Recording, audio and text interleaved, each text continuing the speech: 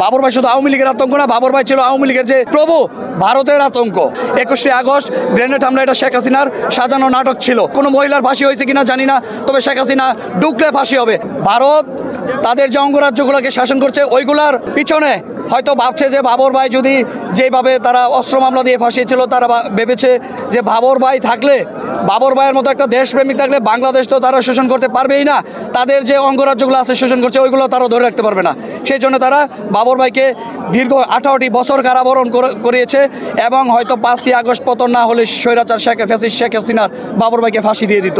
আতঙ্কিত হওয়ার মূল কারণ হচ্ছে আমরা বাবর ভাইয়ের মুক্তিতে আমরা যতটুকু আনন্দিত তার চেয়ে বেশি আতঙ্কিত ভারত। কারণ হচ্ছে 7 সিস্টার নামে 7টা অঙ্গরাজ্য আছে, সেইগুলা সহ এগুলা আমাদের, আপনারা জানেন যে চিকেন নেক নামক একটা জায়গা আছে, এটার ভিতর দিয়ে তাদের এগুলো সব আসা যাওয়া করতে হয়। সেই 7 সিস্টার তারাও আলাদা হচ্ছে ভারতের। সেইতে শুধু আমরা নয়, পার্শ্ববর্তী যত দেশ আছে সবাইকে শোষণ করতে চেয়েছিল এবং তাদের যে অঙ্গরাজ্য আছে তাদেরকেও ভারত চাপে রাখে। তারা RICL TMX, যুগের পর যুগ স্থাপনা থাকে মজবুত। স্বাধীনতা চায় বাবর ভাই সেই স্বাধীনতার ভিতরে হয়তো তারা ভেবেছিল বাবর ভাই একটা আতঙ্ক। এবং আপনারা দেখেছেন বিডিআর যে স্ট্রং ছিল বাবর ভাইয়ের শাসন আমলে, মানে এই যাবৎকালে সর্বশ্রেষ্ঠ স্বরাষ্ট্রমন্ত্রীর দায়িত্ব পালন করেছে, প্রতিমন্ত্রী দায়িত্ব করেছিলেন বাবর ভাই। কারণ বিএসএফ একটি গুলি করলে 10 বার ভাবতো বাবর ভাইয়ের নাম। আজকে থেকে মোদি এবং তাদের পররাষ্ট্রমন্ত্রী যারা আছে তাদের কি অবস্থা হবে, স্বরাষ্ট্রমন্ত্রীর কি অবস্থা হবে আমরা জানি না। তবে বাবর ভাই একটা আতঙ্ক, ভারতের আতঙ্ক। প্রকৃত পক্ষে যিনি মুক্তিযোদ্ধা বলেন, দেশপ্রেমিক বলেন, সেটা বাবর ভাইকে ধরতে পারেন। আমি এই যাবৎকালে 1 নম্বরে রাখবো, মানে এখন পর্যন্ত যারা জীবিত আছে সেখানে 1 নম্বর রাখবো। বাবর ভাই যদি শেখ হাসিনার পতন না হতো হয়তো ওনাকে এই আগস্ট মাসে ফাঁসি দিয়ে ফেলতে পারতেন। আপনারা জানেন যে মিথ্যা মামলাগুলো মিথ্যা প্রমাণিত হয়েছিল। 21শে আগস্ট গ্রেনেড হামলা এটা শেখ হাসিনার সাজানো নাটক ছিল। আপনারা দেখেছেন, তখন হয়তো ইতিহাস ঘাটলে দেখবেন প্রোগ্রামটা করার কথা ছিল এক জায়গায়, সে কিন্তু ঘাউরামি করেছে আরেক জায়গায়। দেশ থেকে বিলিয়ন ডলার পাচার করছে, এখন হুমকি দেয় দেশে আসবে, টুস করে ঢুকে পড়বে। আমরাও চাই সে টুস করে ঢুকুক, আর সে যদি আসতে চায় আমরা ভিসা পাসপোর্ট দিয়ে তাকে নিয়ে আসবো। কারণ 16-17 বছর প্রত্যেকটা ঘটনার শেখ হাসিনার বিচার হইতে হবে, এই বাংলার মাটিতে হবে ইনশাল্লাহ। কোনো মহিলার ফাঁসি হয়েছে কিনা জানি না, তবে শেখ হাসিনা ঢুকলে ফাঁসি হবে। আর শেখ হাসিনাকে বলবো, তুমি পালিয়ে গেছো, তোমার নেতাকর্মীরা ভালো আছে, এটা তোমার ভালো লাগতেছে না, তার জন্য বারবার কর্মসূচি দাও, হরতাল দিতে চাও। আপনারা যারা আওয়ামী লীগের নেতাকর্মী আছেন, শান্তিতে আছেন, আপনাদের উপরে হামলা হচ্ছে না, কোনো কিছু হচ্ছে না। এই 5 মাসে কোনো কিছু হয় নাই, 6 মাসে আপনারা, আমার মনে হয় 6 মাস আপনারা আরও তাহাজ্জুদ নামাজ পড়ে শুকরিয়া আদায় করেন। বাবর ভাই শুধু আওয়ামী লীগের আতঙ্ক না, বাবর ভাই ছিল আওয়ামী লীগের যে প্রভু, ভারতের আতঙ্ক। ভারত তাদের যে অঙ্গরাজ্যগুলোকে শাসন করছে ওইগুলার পিছনে হয়তো ভাবছে যে বাবর ভাই যদি যেভাবে তারা অস্ত্র মামলা দিয়ে ফাঁসিয়েছিল, তারা ভেবেছে যে বাবর ভাই থাকলে, বাবর ভাইয়ের মতো একটা দেশপ্রেমিক থাকলে বাংলাদেশ তো তারা শোষণ করতে পারবেই না। তাদের যে অঙ্গরাজ্যগুলো আছে শোষণ করছে ওইগুলো তারা ধরে রাখতে পারবে না। সেই জন্য তারা বাবর ভাইকে দীর্ঘ 18টি বছর কারাবরণ করিয়েছে এবং হয়তো 5ই আগস্ট পতন না হলে স্বৈরাচার শেখ হাসিনার বাবর ভাইকে ফাঁসি দিয়ে দিত। লক্ষ লক্ষ নেতাকর্মী জড়ো হয়েছে বাবর ভাইয়ের মুক্তিতে। একটা মানুষ কতটুকু দেশপ্রেমিক থাকলে তার মুক্তির খবর পেয়ে এতগুলা মানুষ জড়ো হতে পারে কেন্দ্রীয় ফটকে, এটা একটা এই স্বাধীন 24শে আগস্ট আবার নতুন স্বাধীন রাষ্ট্রে এটা একটা নজির সৃষ্টি হলো বাবর ভাইয়ের মুক্তির মাধ্যমে।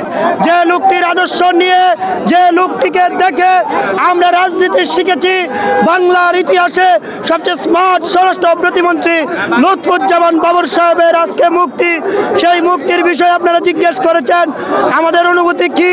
মদন মোহনগঞ্জ খালিয়াজুরির মানুষ, আপামুর জনতা, যারা মুসলিম ধর্মের, তাদের সবচেয়ে বড় উৎসব 2টা ঈদ। সেই ঈদের মতো আনন্দ যারা হিন্দু, তাদের সবচেয়ে বড় উৎসব দুর্গাপূজা, তাদের দুর্গাপূজার মতো উৎসব। অন্য ধর্মের যেগুলি বড় দিনগুলি আছে, সকলের কাছে আজকে এরকম মনে হচ্ছে আমি লুৎফুজ্জামান বাবর সাহেবের একজন সৈনিক।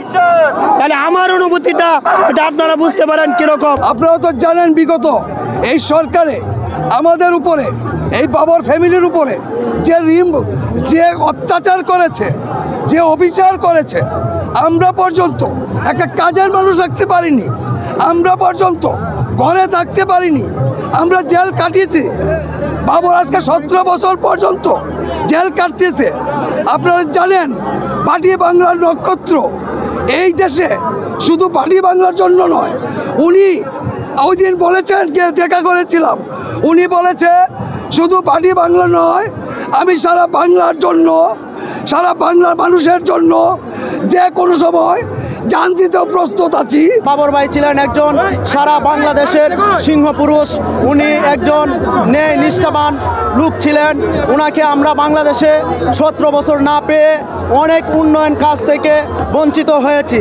ফ্যাসিস্ট সরকার, আওয়ামী লীগ সরকার ওনাকে অবৈধভাবে দীর্ঘ 17 বছর কারাগারে বন্দী করে রেখেছে। আল্লাহর অশেষ রহমতে ওনাকে 2 বার মৃত্যুদণ্ডের রায় দেওয়া হলেও আল্লাহর রহমতে ওনার মৃত্যুদণ্ড কার্যকর হয় নাই। এতে আল্লাহর লাখো কোটি শুকরিয়া। আর আমরা এত আনন্দিত যে সারা বাংলাদেশের মানুষ ওনাকে পেয়ে খুবই আনন্দিত।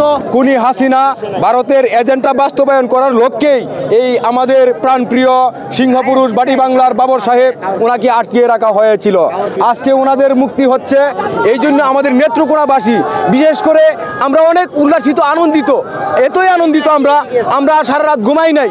আমরা আসলে অনেক কষ্ট করে পথে পথে কখন জানি এই খোলা মাঠে খোলা আবহাওয়ায় আমরা বাবর সাহেবকে দেখব, সে অপেক্ষায় শুধু রয়েছে।